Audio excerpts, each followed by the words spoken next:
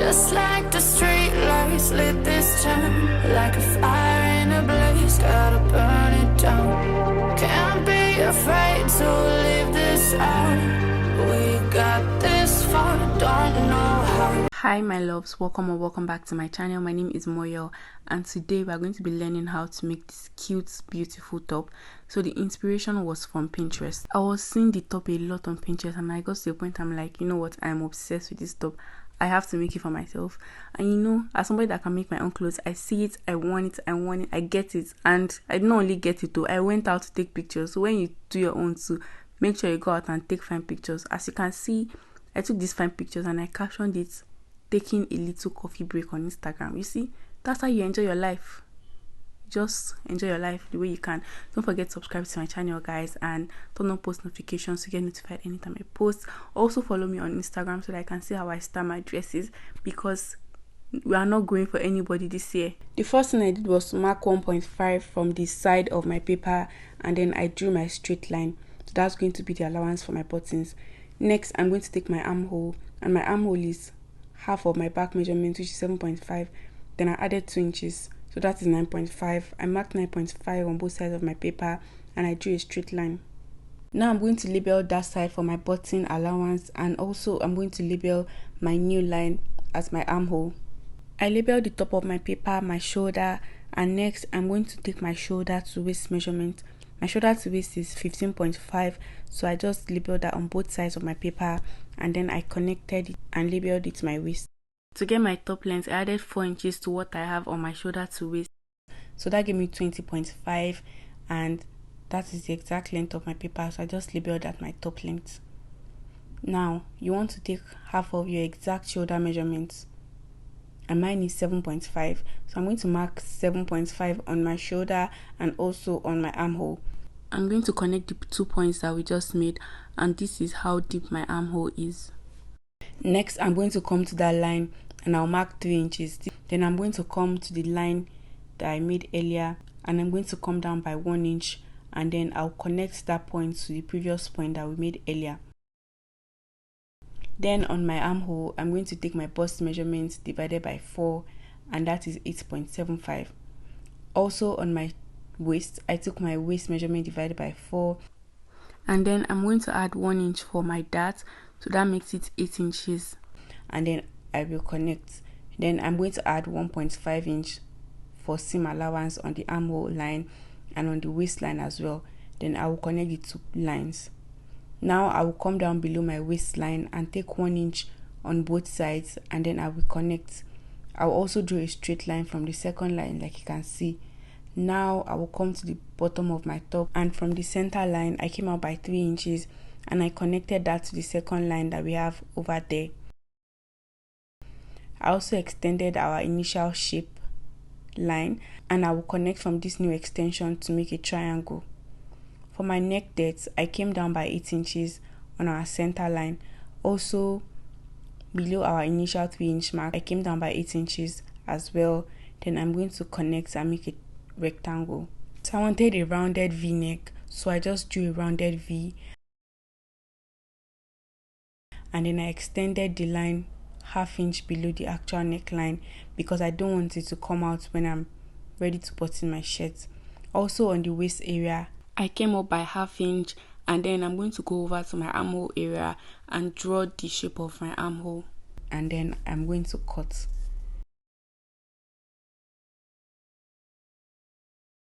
Now let's work on the back of our top. I'm going to fold in that center line that we can see, and then from that center line I reduce 1 inch from my shoulder and marked 6.5. Then I'm going to connect to my normal armhole measurement.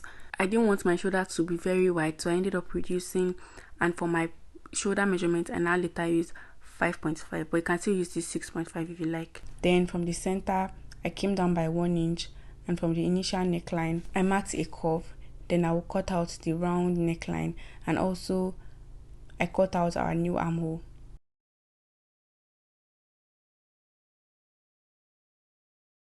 Now to cut the back, I already ironed paper gum on my lining, and my button allowance is already folded in, so I'm also going to fold in the triangular shape that we made earlier on my second line, and I will add half inch below my waistline, and also I'm going to add half inch on the shoulder area.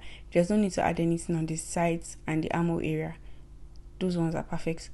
Finally, to cut my main fabric, I ironed hastily on my crepe fabric, and then I cut out the exact same shape that I have on the back. Now I want to make that on my back, and from my shoulder measurements I came down by 10 inches. That is my bust points plus half inch. Then I marked that. For how far apart I want my darts, I took 4 inches from the center of my back, and also took 4 inches on the area that I want the dart to start from, and I made a straight line, and then I cut out my darts. I also cut out the same thing on the main fabric as well. So when you're cutting your dart, make sure you cut below the point that you want it to end, so that by the time you sew, it will just be perfect. And also, cutting your dart is completely optional. You can decide to just sew it. Anything you like is fine. So I went ahead to sew off camera, and also don't forget to iron your projects when you're done. So I'm just going to set that aside. For my front, I ironed hastily on my main fabric. When you are cutting, don't forget to add 0.5 on the shoulder area, and also on the base of your top neckline. And I'm going to cut the second neckline that we have, that's the rounded V. So I'm done cutting the front, and for my lining, I also ironed paper gum on my lining and I cut it out. So now I want to show you guys how to make your darts on the front. As you can see, I've made my darts on the lining. So to make my darts on the main fabric, I'm going to show you on this paper, and then we're going to transfer it to the fabric. So first of all, I came over here to 10.5. So that's my bust measurement, shoulder to bust point plus 1 inch. Then I'm going to measure from the midpoint of my center line. I'm going to measure that as my bust point. My nipple to nipple is 7 inches. If I divide that by 2, that's 3.5, and I've taken that 3.5 there. Then I'm going to come over to the base of my top, and remember that 1.5 is my allowance, right? So I'm going to add that 3.5 to that 1.5 allowance. I'm marking 5 inches from the extension of my top. Then I'm going to connect it to the initial bust point that I made.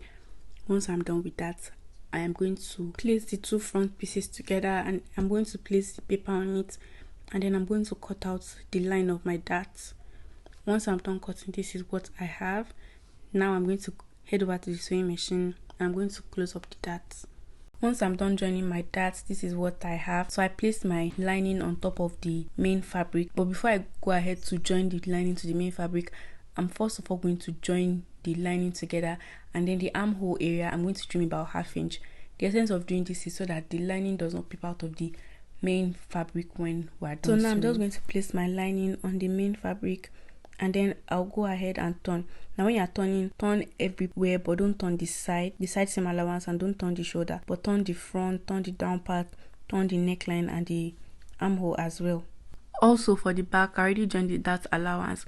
Now before I join the lining to the main fabric, I'm also going to trim about ½ inch away from the armhole line, just the way we did for the front, and then I'm going to now join the down part, the armhole, and also the neckline, but don't also turn the side, and don't turn the shoulder as well. Now I'm done sewing the intended sides. Now before I turn it to the other side, you want to give it like all these small cuts, notches. You want to notch every single part of the curved area, both the back and the front. If you do this, then by the time you turn your fabric to the right side, it will just lay flat. But if you don't do this, then it will be difficult. So when you're doing this, do it on your back and also do it on your front as well. So I've already turned both the front and the back to the right side. The next thing you want to do, guys, is to iron properly. So when you're ironing, make sure you iron with a steam iron, and also for your edges, for you to be able to push out your edges properly, make sure you make small notches on the edges and then choke it out with scissors. That's the best way you will get all those sharp edges. So now my front and my back, they are together, and to join the front to the back, I'm going to put my hand through the side seam of the back. That's why I told you that you should not join the side seam when you are joining the back. So as you can see, I placed my front and my back together like this, and then I'm now going to choke my hand from the back, and then I'm going to take what is in front. It's almost like you're turning the shoulder, but you don't want it to show. Okay, just look at how I did it. And then once I get the front, make sure the right side of the front is facing the right side of the back. So once I grab it like that, I'm just going to make sure that I set it properly, and then I'm going to head over to the sewing machine and sew a straight stitch on that line. And I'm also going to repeat that for the other side as well. So now I'm done joining the front to the back, and it is time to shape my top. Now to shape my top, don't forget that the front is going to overlap. So I already took my measurement, and I'm going to be using 1.5 for seam allowance on the bust, right? So what you want to do is to place the front on the back like this. You want to place them together, and then from the other side you are going to put your hand inside, and then you are going to grab the allowance like that. Although you can actually go ahead and sew it straight, but I want my own to be very neat. So just the way you see me do, I'm going to grab it like that. I already know the same allowance I'm using, and I'm going to ensure to set it properly. Now take your time when you're doing this, because it is a little bit tricky. This was actually my first time doing this kind of inner turning, but it came out so beautifully. Okay, I have not turned any dress like this before in my entire life, so this was the first time. So if I did it, you can also do it. So just calm down, and then you mark your allowance, and then you go ahead and sew with a straight stitch on your sewing machine. So now I'm done sewing, and this is what we have. So next I'm going to sew the other side. Now to sew the other side, we already know the allowance we are using, right? So you're going to match the right side with the right side of the front and back, right? And then you're going to first sew one side. So what you're trying to do here is that you're trying to sew the front and back together, and then the lining, you want to sew in a way that you can sew as much as you can. You cannot turn it around, obviously, the way we did the other side, but you can turn it as much as you can. In order for you to be sure of what you are doing, you are going to first take the measurement of your bust and also take the measurement of your waist. You can see the way I'm doing it. And once you are done, you are now going to pin them together. So what I did here was to grab my pins, and then I pinned the front, and also I pinned from the main fabric to a side of the lining that I could do. Then I also did the other side as well. This is like the best way I can explain it, but if you guys get the gist, it's just like you're trying to turn, but you cannot turn completely, so you're just trying to turn the one that you can turn, and then by the time you are done, you're going to have a little allowance left.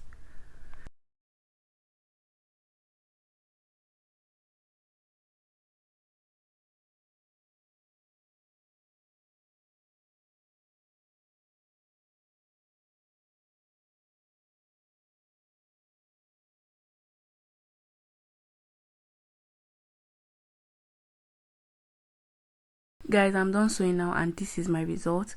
As you can see, the back looks neat, and that's the little allowance that is left after I was done sewing. This is my front. For the buttons, I just took it to the market where they did my button and buttonholes, because I don't have a machine that can do that button and buttonholes. So if you have a machine that can do your buttons for you or buttonholes, then you're very lucky. Good for you. This is the finished look of my top. I really hope you like it, and I hope this video was helpful.